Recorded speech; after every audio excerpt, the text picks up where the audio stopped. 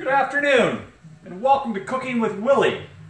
On this edition of Cooking with Willy, we're going to be making some orzo pasta. This is a great recovery food. As you can probably tell with these numbers, I've just run a triathlon, so I'm going to be making some orzo along with some tenderloin steaks, which I've just purchased. Grab those out of the fridge here, and I will season those and cook those. Get the leanest meat possible. Good tenderloin steaks. Take those out. I've prepared a seasoning of good spices, and I'll just take those and coat them on both sides. Show you how that's done. First we'll talk about getting the orzo going. What I like about the orzo is you don't have to specifically measure the water to equal the amount of orzo.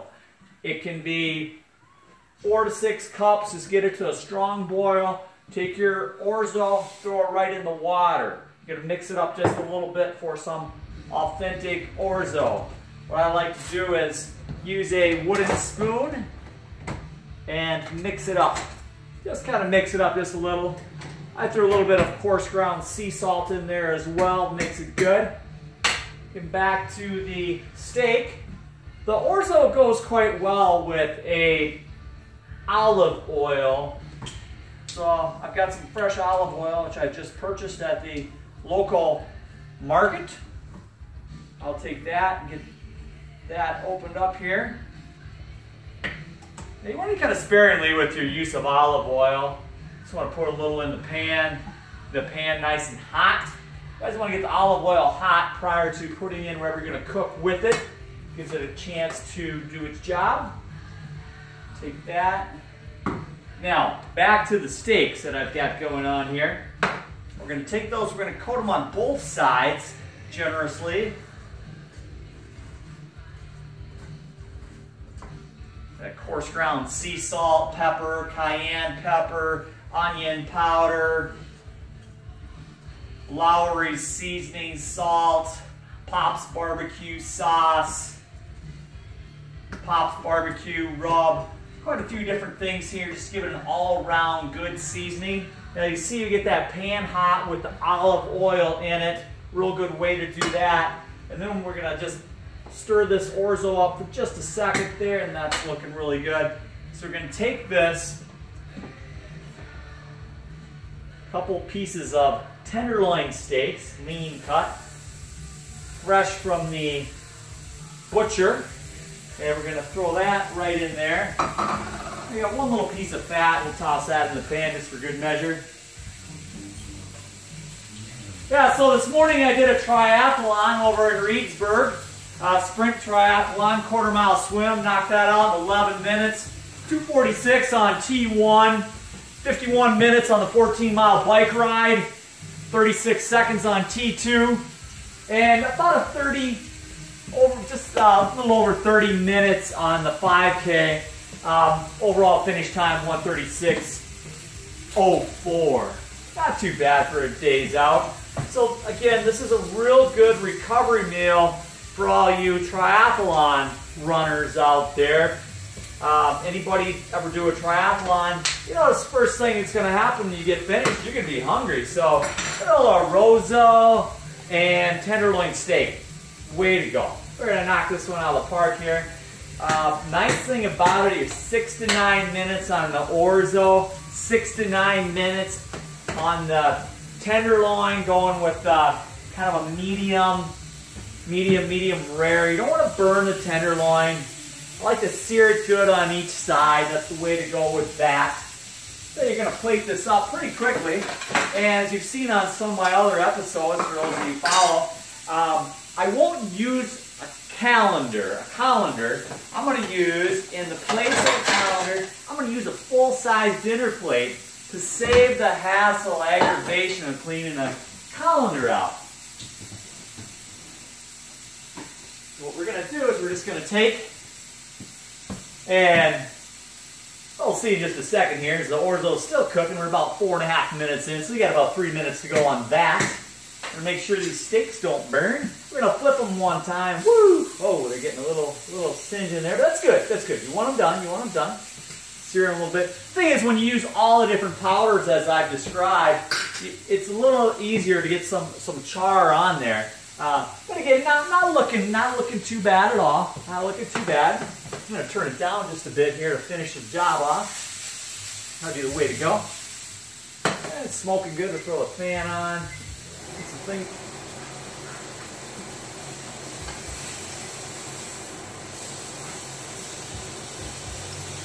They're looking really good here. Looking good.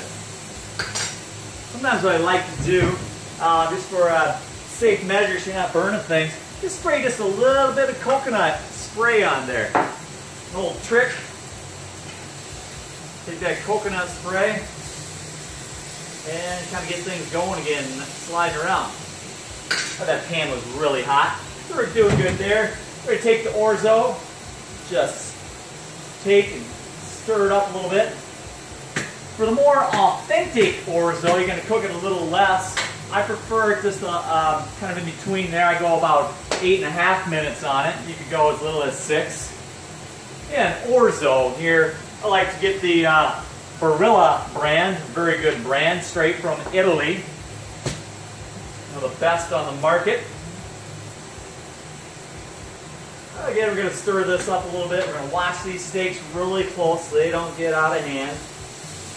I don't believe they are getting out of hand, so we're doing good there. Sometimes you want to get your steaks just seared a little bit better. Throw a full-size dinner plate right on there. It's going to smack that heat in there. You're not going to dirty your cover. And you don't have to do it for real long. Just for a minute or two, a couple times. Use your bare hands if you don't get it too hot. And some tricks of the trade, passing along to you.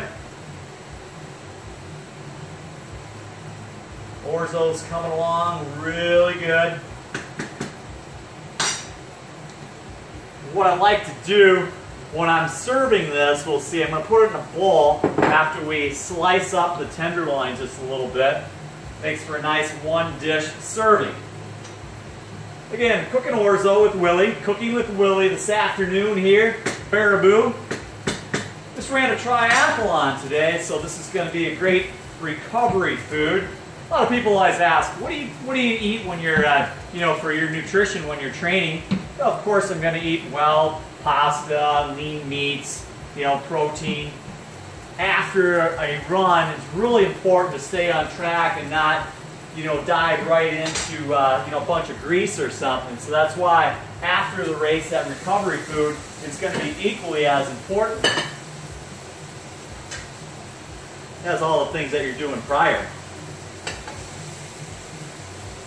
Steaks are looking good. Looking real good there. The orzo's coming along well. So things are really looking good here. Really looking good. I'm going to take this orzo in just a second. We're going to drain this out as it's coming along quite well.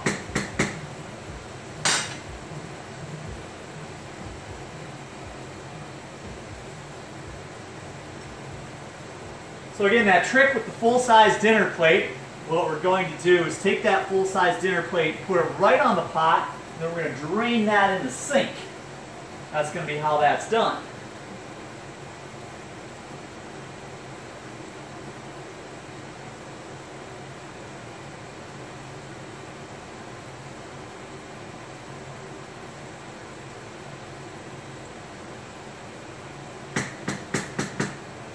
A rice-looking pasta. So we're going to have that, and then what we're going to do, we'll take that tenderloin, like I said, we're going to slice that tenderloin up. We're going to throw it right on top of that orzo. It's going to come out really nice and clean that way. One dish serving.